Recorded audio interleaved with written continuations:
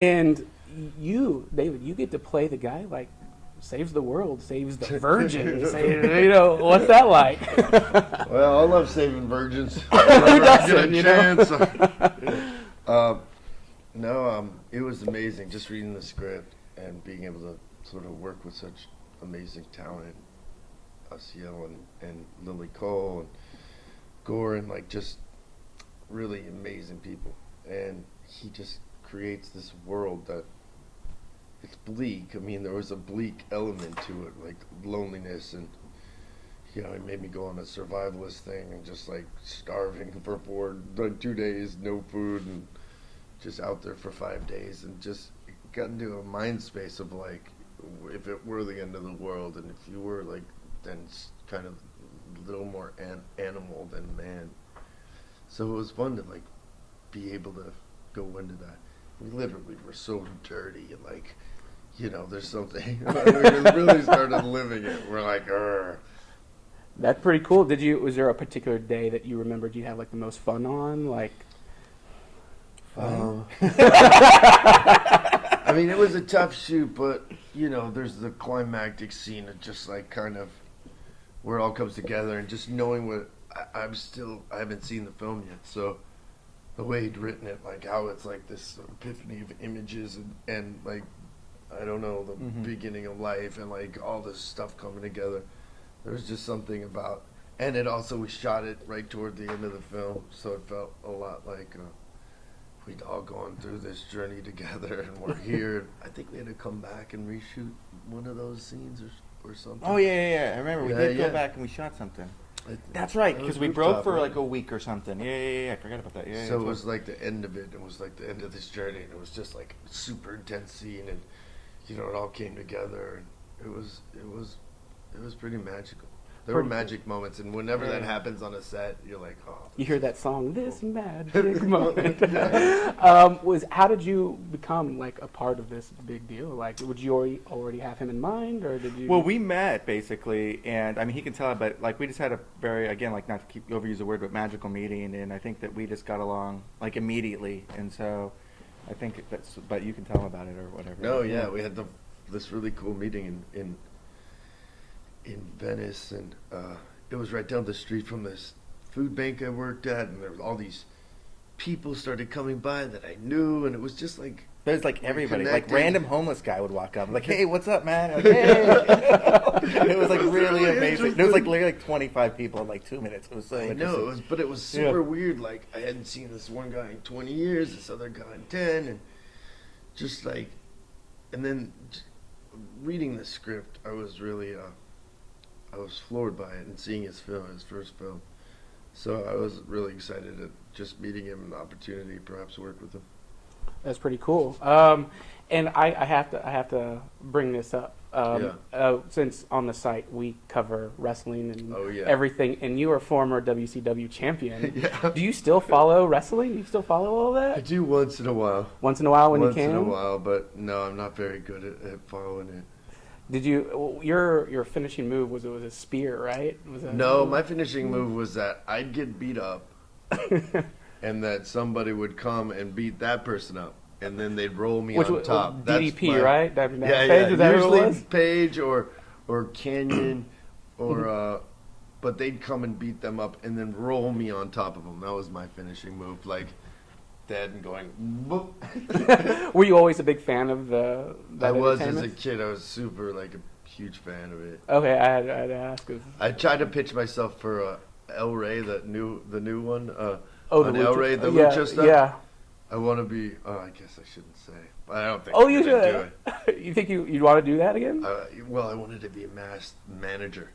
Oh, that would be awesome. I'd call him El Borracho. And I'd just be all drunk all the time and like, yeah, and I have amazing wrestlers that I'm in charge of, and I'm like, just belligerent. And then like when they'd get in trouble, I'd go up and break the bottle on people's heads. I would definitely. El Borracho, everybody would love El Borracho. And like you'd sell it, so I guess I'm blowing it down. But that would be amazing. It would be. And then like the whole thing's like one time they get me and like they reveal me, and I'm like, okay, I'm not El Borracho. I'm just David Arquette. I'm not even drunk. It's all an act. You put some thought into this. I like it. Let's get this Borracho. going. No, that'll be El Borracho, we're the baddest in this town. It would be cool.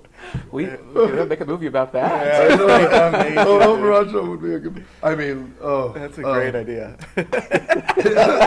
Nacho Libre was like one of my favorites ever. Really? He's so good in that movie. That is good. Yeah. Going back to Orion, the set, Please. yeah, the set pieces in the wardrobe. Yeah. Who would you get to do all this? Because it looked pretty intense. Well, and yeah. like a big scale. I mean, I think that like definitely, especially for our budget. I mean, they did a great job. The whole art team did a great job, and I mean, I think a really important factor in that was we had some local Detroit artists that we actually brought into the film that didn't have any movie experience or whatever. They were just like really cool, like hippie artists, and but really talented, and basically, I remember when we were starting the movie or whatever, I was like, man, I don't know if I'm getting the look. I was like just trying to get the look and whatever. I just like walked around Detroit, and I met these artists, and they're like, I went into their house, and their whole house looked post-apocalyptic. Like their whole life was like looked like my movie, and I was like, this is exactly what's in my head, you know. And I just like I hired them, and like we don't even have like everybody's like, how can you hire these people? We don't have positions for them. They never did movies. Like how could they be on this? Like I don't give a shit. They're fucking on the movie, and like and we'll make up a title for them. Like I don't care. And as we were shooting, and they just got more and more and more responsibility, and like working on costumes, cutting David's hair, you know, everything, the sets, everything. They were doing all sorts of stuff, and they were working their asses off too, and they did a great job. So definitely that was definitely very, very helpful. You said it was a week-long shoot? No, it was like I don't know, 5 weeks or something. 5 How long weeks? was it? Something like that. That's pretty good. And what was the budget on the I film? don't talk about this. Oh, you don't talk about. Okay, I don't. All right, I was just wondering because it looked pretty impressive. Yeah, it's so. just like for sales and stuff. You don't want to talk about. Okay, cool. And I like to ask you, you've had so many characters over your career, you know, from your excellent character on Son of the Beach and Johnny you're a Queeper, Johnny right? Queeper fan. Who isn't? to Scream, to 90210, when you play a guy named Diesel or God. something like that. Oh, What's one of your favorite roles besides, obviously, Orion? Definitely Diesel Stone, the lead singer of Waste Management, which I have a line as I'm sitting there on 90210 set. I say, Axl Rose was a sellout. That's great. It was That's really really fun. good. What a great story from that is, I was like practicing drums. I'm like the drummer, this badass drummer, and then I show up and there's this like hair metal band there, and they're like, you know, they're using our song in the actual thing. We have a drummer. I was like, oh, bro, but I was supposed to be the drummer. I'll just play along. And they're like, no, you don't understand. Like, we're playing it while they're filming, so you don't know the song, and he's our real drummer, and we can't get rid of him. I was like, oh, like, but we have a guitar for you. And then I was like, yeah, feeling it. That's great. It was pretty epic. Yeah. So you're obviously into music. What's your most thrilling music experience that you've I had a part of? I had a really horrible band named Ear 2000. It wasn't horrible, I mean, but my two friends that I had it with, it's a horrible name. Ear 2000. Yeah, it was 1999. We were right there, bro. And we were really worried about that whole, you know, end of the world thing. Going out with the bang. But we did these shows, and even though it was like this kind of fun game, Wes Craven was so cool and supportive. He put us on a couple of the Scream albums, so we ended up like with a gold record. That's amazing. That's really I know, cool. it was a really cool like rock and roll experience. We played the Viper Room and stuff. They hated me because I threw confetti and stuff. I always got into like, you know, the what is it? The whatever they're called. It's early. Yeah, it's the thing, the monitors. Yeah. Oh, it is early, and we're 2 hours early. Yeah. And I guess my last question for you guys, obviously you're huge fans of movies. What are some of your favorite scenes from movies that have always stuck with you? Man, there's too many. Jeez Louise. Name a few. Name a few. Here's Johnny. That's a great one. I mean, any Jack Nicholson's early stuff, like, you know, Yeah. that and One Flew Over the Cuckoo's Nest, like just that. All The baseball weirdos. scene or the That whole fucking movie is so good. Yeah, Oh, I'm sorry. that's a great movie.